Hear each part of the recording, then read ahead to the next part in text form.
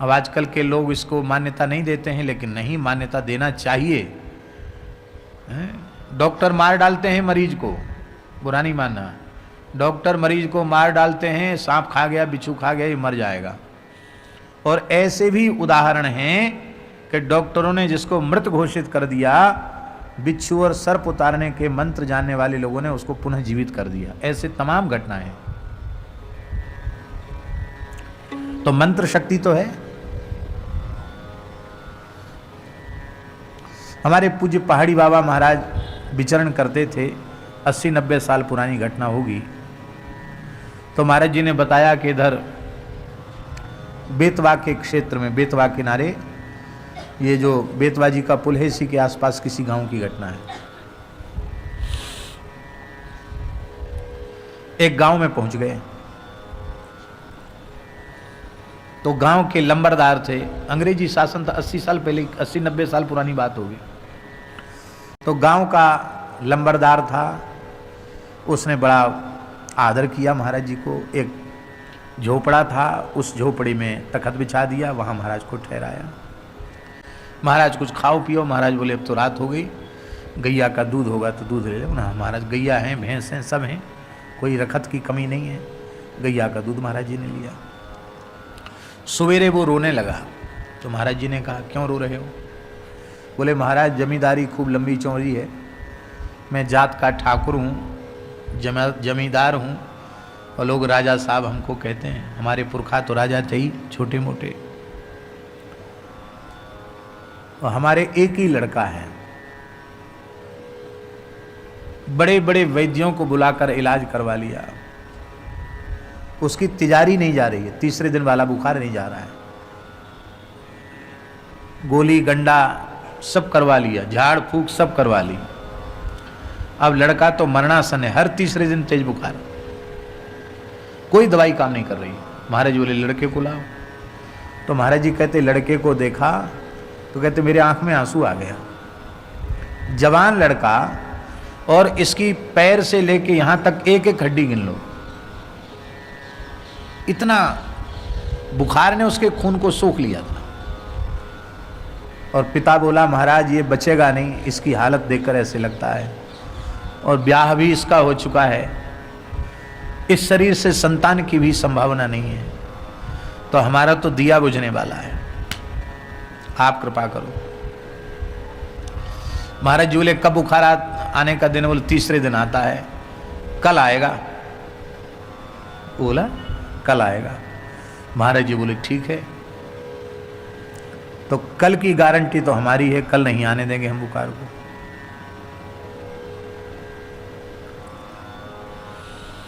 और फिर जब कल नहीं आएगा ना, तो जीवन भर के लिए बुखार से पिंड छूट जाएगा। तो गौशाला में गाय के गोबर से गोल गोल चौका लगवाया और स्नान करा के उसको वहां बिठा दिया। और महाराज जी भी एक तरफ गोबर का चौका लगा के बैठ गए आसन से। योगी राज तो थे ही। उस लड़के पर उन्होंने त्राटक कर दिया, ये संकल्प लेकर के कि मेरी नजर जब तक इस पर पड़ती रहे कि कोई इसके भीतर प्रवेश न करे। तो महाराज जी कहते कि जैसे ही दिन चढ़ी, धूप चढ़ी, कि एक 3 सिर वाला भयंकर राक्षस जैसी आकृति का एक अजूबा, एक भयकारी एक आया। वो तिजारा था, वो बुखार ही था। तो बोले वो आया, उसने पूरी कोशिश की भीतर घुसने की, पर मेरी नजर तो उस बच्चे पर थी। सूर्योदय से सूर्यास्त तक वो कोशिश करता रहा, लेकिन भीतर प्रवेश नहीं कर पाया। अंत में उस 3 सिर वाले ज्वर ने, तिजारा ने, उस लड़के की परिक्रमा की और बोले मेरी परिक्रमा की, और परिक्रमा करके मुझे साष्टांग प्रणाम किया और चला गया। मैंने कहा अब तुम्हारे बेटे को बुखार तो जीवन में नहीं आ सकता, क्योंकि मैंने बुखार को परास्त कर दिया।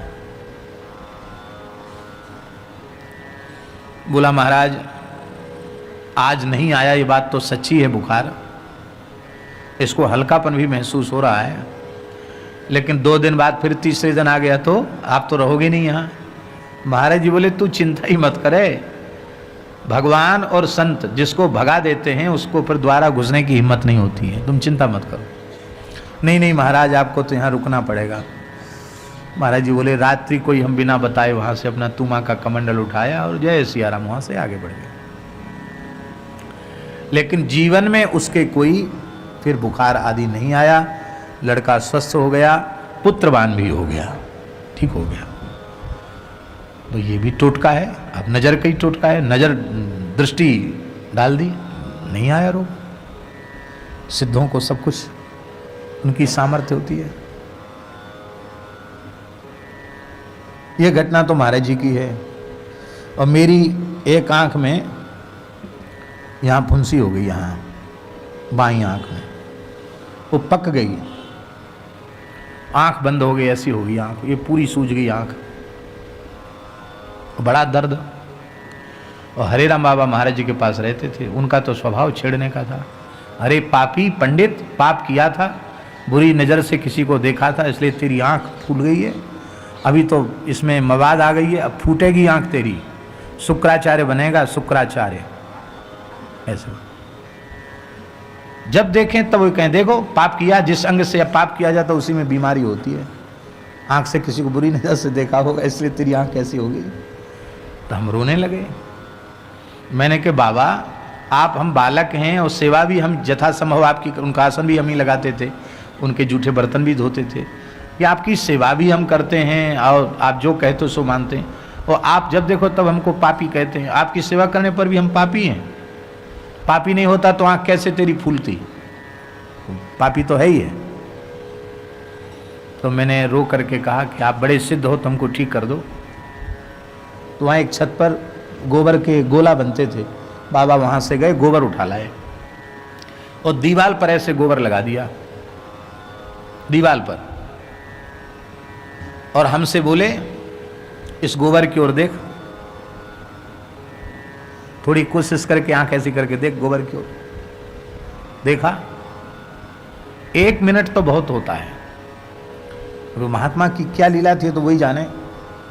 वो जैसी गोबर की टिक्की की ओर देखा, तत्काल वो जो फोड़ा था वो फूट करके सब ऐसे बह गया, तुरंत बह गया सब।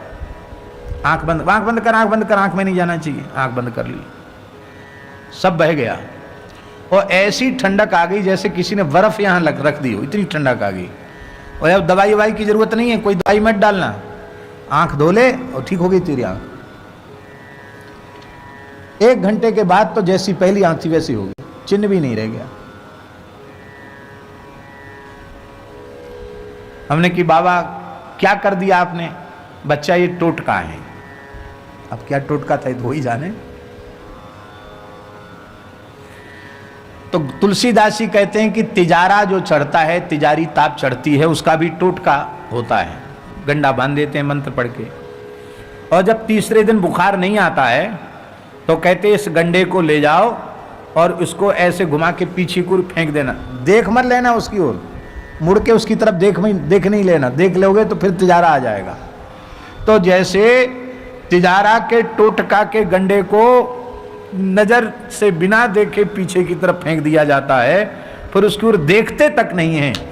हमारी हालत संसार ने इसी प्रकार से की, हमको तो ऐसे फेंक दिया कि हमारी ओर किसी ने देखा तक नहीं।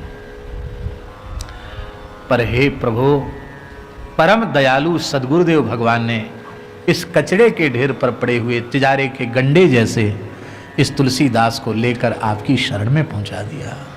आप लोग कहेंगे ये घूंघट की परंपरा, इसके ऊपर भी बड़े विवाद हैं। बहुत से लोग कहते हैं कि घूंघट की परंपरा मुगल काल में आई, क्योंकि वे हिंदुओं की स्त्रियों का अपहरण कर लेते थे सुंदरी देख करके, इसलिए पर्दे की परंपरा मुस्लिम काल में आई। बहुत से लोग कुछ कहते, कोई कुछ कहता है, कोई कहते अंग्रेजी जमाने में आई, कोई कहता उसके पहले थी, कोई कहता पहले बिल्कुल नहीं थी। तरह तरह की बातें इस संबंध में हैं। लेकिन एक विनम्र निवेदन हम आपको करें, संत कबीरदास जी के काल को 600-700 वर्ष हो रहा है।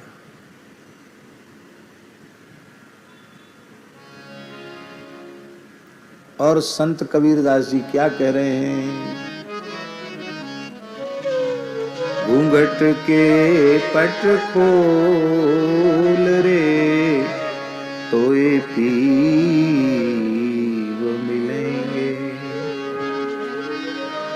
तो इतना तो पक्का हो गया कि 700 वर्ष पहले भी घूंघट था। और इसके बाद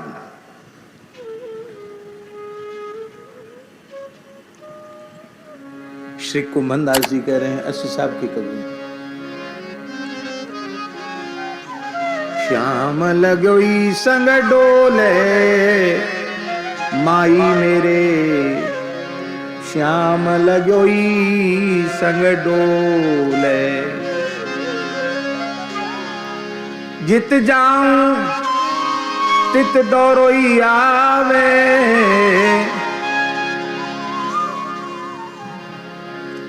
बिना बुलाए मोते बोले माई मेरे, श्याम लगोई संग डोले। कुंभन दास लाल गिरधर प्रभु, हंसी हंसी घूंघट खोले माई मेरे, श्याम लगोई संग डोले। इसलिए वस्तुतः ये जो परंपरा है, माताओं को मर्यादा में रहने की जो परंपरा है, वो हमारी भारतीय सनातन वैदिक अति प्राचीन परंपरा है। इसके बारे में इस तरह की बातें कि मुगल काल में आ गई, उसके पहले नहीं थी, ये नहीं। हमारे यहाँ कहा गया है असूर्यम पस्याहा दाराहा, हमारे प्राचीन ग्रंथों में प्रयोग असूर्यम पस्याहा। असूर्यम पस्याह का अर्थ है वे इतनी मर्यादित रहती थी हमारे देश की बहु बेटियां कि सूर्य भी उनको न देख सके। इसका अर्थ ये नहीं कि वो सूर्य के सामने नहीं जाती थी, इसका मतलब जो सूर्य सबको देखता है, इतने प्रभावशाली पुरुष भी अपनी इच्छा से उसे न देख सकें। संपूर्ण राष्ट्र की, धर्म की सुरक्षा नारी देह की पवित्रता में है। नारी पवित्र होगी तो सृजन भी अत्यंत पवित्र होगा। पवित्र सृष्टि होगी, संस्कार युक्त बालक बालिकाएं जन्म लेंगे तो ही आपका गृहस्थाश्रम सफल होगा। आपकी जीवन की जो कुछ उपलब्धियां है वो सब काम आएगी। और वही नष्ट हो गया तो आपने जो कुछ जीवन भर इकट्ठा किया, अपने तन मन प्राण की पूरी शक्ति लगा के, उसका क्या हुआ? उसका लाभ आपको क्या मिला? इसलिए मर्यादा बहुत आवश्यक है। अभी यहां लोग जानते कि नहीं जानते, कन्या जब विवाह मंडप में आती है, नववधू, तो विवाह मंडप में आते समय जब तक पाणी ग्रहण नहीं हो जाता है, बहुत ध्यान से सुने, उसके बीच में कन्या आती है तो बीच में एक अंतरपट रखा जाता है, एक कपड़ा रखा जाता है बीच में।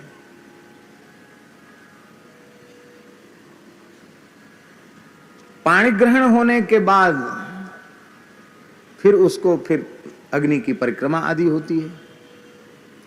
वो कपड़ा बीच में अंतरपट रखने की आवश्यकता क्या है? इसका बड़ा सूक्ष्म भाव है। हमारे शास्त्र कहते हैं कि धर्मनिष्ठ सदाचारी पुरुष के सामने स्त्री उपस्थित हो, स्त्री शरीर उपस्थित हो, यदि बहुत छोटी आयु की हो तो उसे अपनी पुत्री के जैसा, पुत्री के भाव से देखे, और अपनी समान आयु या बड़ी आयु को हो तो उसको भगिनी भाव से, बहन के भाव से देखे, और अधिक आयु की हो तो उसको मातृभाव से देखे। माने बेटी, बहन या मां, इन तीन दृष्टियों से ही नारी देह का दर्शन नारी की ओर देखा जा सकता है। और कोई दृष्टि नहीं है। अब वर को प्रथम दर्शन करना है तो दर्शन पत्नी भाव से करेगा, वो बिना पाणी ग्रहण के पत्नी भाव से वो दर्शन कैसे करेगा? क्योंकि पहली बार दृष्टि पड़ने से ये तो वो बहन हो गई या मां हो गई, आपकी जो भी भावना, फिर पाणी ग्रहण कैसे होगा? इसलिए विवाह के पूर्व वर कन्या के मिलन की परंपरा प्राचीन नहीं है, शास्त्र विहित नहीं है। तब आप कहेंगे राम जी और जानकी जी का पुष्प वाटिका में मिलन कैसे हो गया? कैसे हो गया? गाडोदिया जी तो बड़े मानस प्रेमी हैं, कैसे हो गया? सुमरि सीय नारद बचन, गोस्वामी जी का ना, सुमिरि सीय नारद बचन। नारद जी जब जनक जी के यहाँ आए हैं और छोटी सी बालिका किशोरी जी की हथेली अपने करकंज में रखकर किशोरी जी की हस्तरेखा देखी है तो कहा है, हे विदेहराज जनक जी, आपकी कन्या बड़ी भाग्यशालिनी है, इसे अपने विवाह के पूर्व ही अपने होने वाले पति का दर्शन इसी जनकपुर में जब ये गौरी पूजन के लिए जाएगी, उस वाटिका में जाएगी, इसे अपने पति का प्रथम दर्शन विवाह के पूर्व ही हो जाएगा। ये किसने कहा था? नारद जी ने। इसलिए सुमिरि सीय नारद वचन, तो यह एक विशेष विधान हो गया। इस विशेष विधान के कारण ऐसी व्यवस्था हुई। अब स्थिति कितनी खराब आ गई है। गुजरात की ही बात है, गुजराती भाई बुरा नहीं मानेंगे। शहर का नाम और उनके परिवार का नाम हम नहीं लेंगे, लेने से अच्छा नहीं है। तो उन्होंने कहा, महाराज जी ये हमारी बहू है, उनका विवाह तो हुआ नहीं, बहू कैसे हो गई? नहीं, विवाह तो अभी चर्चा चल रही, होने वाला है। अरे तो ये तुम्हारे घर में बहू कैसे आ गई? उन्होंने कहा, हमारे यहाँ ये है कि वो ठीक से देख ले, समझ ले परिवार को, इसके लिए वो घर में जितने दिन हो उतने दिन यहाँ रहे, 2-4 महीने एक दूसरे को समझेंगे, देखेंगे, इसके बाद विवाह होगा।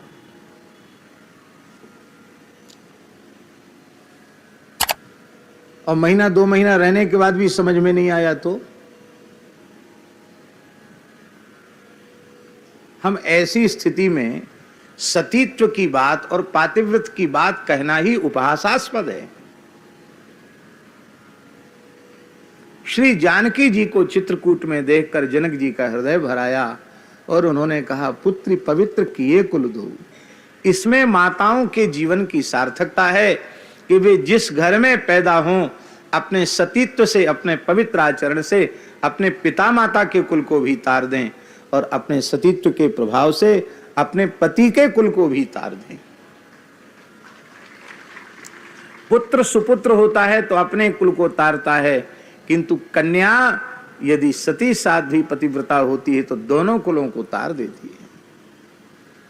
इसलिए पातिव्रत धर्म की परंपरा, मर्यादित होने की परंपरा, आप लोगों को बुरा तो लगेगा, किंतु सौभाग्यवती माताओं को अपना सिर नंगा रखना ये शास्त्र में निषिद्ध है। उनको सिर पर वस्त्र धारण करके रखना चाहिए। सौभाग्य चिन्हों को ऐसे ही प्रतिज्ञा पूर्वक धारण करना चाहिए जैसे वैष्णव चिन्हों को प्रतिज्ञा पूर्वक धारण करते हैं। प्रतिज्ञा पूर्वक मस्तक पर ऊर्ध्वपुंड तिलक करते हैं, गले में सतत तुलसी रखते हैं, भगवान नाम का जप करते हैं। उनका स्वरूप ही तो प्रमाणित करता है कि वैष्णव हैं। ऐसे ही माताओं का स्वरूप ही प्रमाणित करता है कि ये सौभाग्यवती देवी है। ये सौभाग्य के चिन्ह उनका कवच है। मस्तक पर सिंदूर देखकर किसी भी धर्मनिष्ठ पुरुष की सहज श्रद्धा हो जाती है, ये सौभाग्यवती देवी है। अब पता ही नहीं चलता कि बहू है कि बेटी है, सौभाग्यवती है कि बिना सौभाग्य की है। सौभाग्य चिन्हों के धारण करने से पति पुत्र आदि का मंगल होता है, उसके स्वयं के सुख सौभाग्य की वृद्धि होती है। वो सब खत्म हो गया। माताएं कामना करती थी कि हे प्रभु, हम जो कुछ व्रत उपवास आदि करती है, आप ऐसी कृपा करना कि हम सुहाग चिन्ह लेके परलोक जाएं।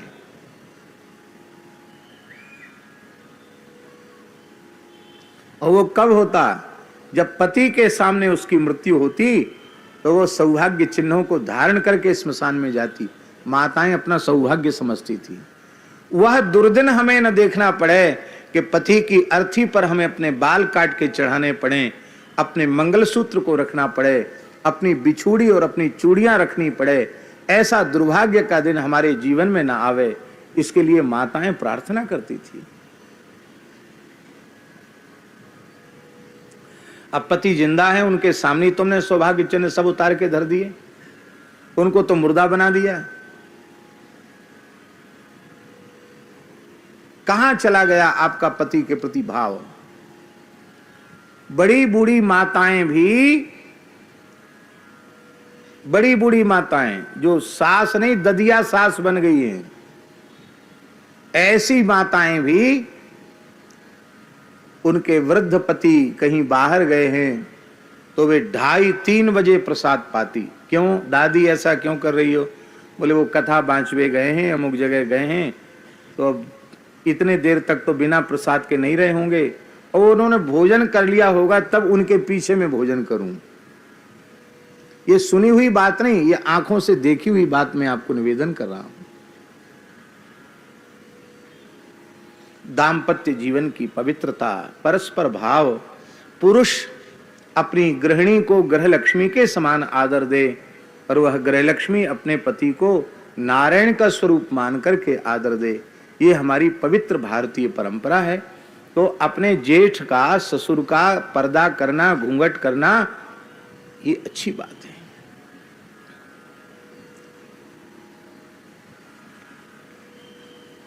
एक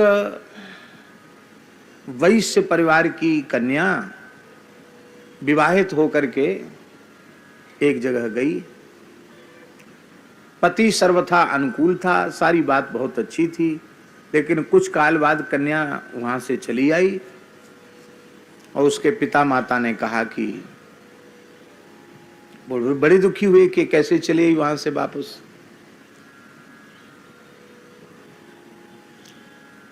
तो महाराज जी आप कुछ समझा दीजिए, हम तो बड़ी समस्या में पड़ गए, क्या करें? तो हमने तो सामान्य बात जो सदाचार की नीति की बात थी वो हमने बताई, और हमने कहा कि बाबूजी बड़े बूढ़े हैं, वृद्ध हैं, और गृहस्थाश्रम से आए हैं, तो उनको गृहस्थाश्रम का अनुभव है, तो हमसे कुछ कहने में संकोच हो तो इनसे कह दो। उसका भाई भी था। बाद में इन्होंने जब हमको बात बताई तो हमें बड़ी पीड़ा हुई। उस कन्या की पीड़ा का कारण यह था कि पति के ड्यूटी पर चले जाने के बाद ससुर ही कुदृष्टि करता था। जो ससुर था, वो ससुर जो लगता क्या था, ससुर ही था, वो ससुर ही बहू को अच्छी नजर से नहीं देखता था। बहू क्या करे? हम आपसे पूछते हैं ये स्थिति क्यों आई? यदि पुरानी मर्यादा को हम मानते तो ये स्थिति आती? बोलो। हमने ऐसे गांव में जन्म लिया, ऐसे परिवार में जन्म लिया जहां के बड़े बूढ़े ऐसे थे कि उनके घर की बहुएं यदि उनके सामने आ जाएं तो वो पहचान नहीं सकते, क्योंकि उन्होंने कभी उनकी तरफ देखा ही नहीं। वो सदा घूंघट में मर्यादा में पर्दा में रही और उन्होंने उनको देखा ही नहीं, तो वो पहचानते नहीं कि हमारे घर की बहू है। ये इसलिए ऐसी विकृति आई क्योंकि आपने प्राचीन परंपराओं को, मर्यादाओं को तोड़ा, समाप्त किया। इसलिए घूंघट वाली बात पर बिदक मत जाना, गुजरात में घूंघट नहीं चलता है, ये घूंघट की बात मनमाने ढंग से महाराज बोल रहे हैं, ऐसी बात नहीं, मर्यादा है।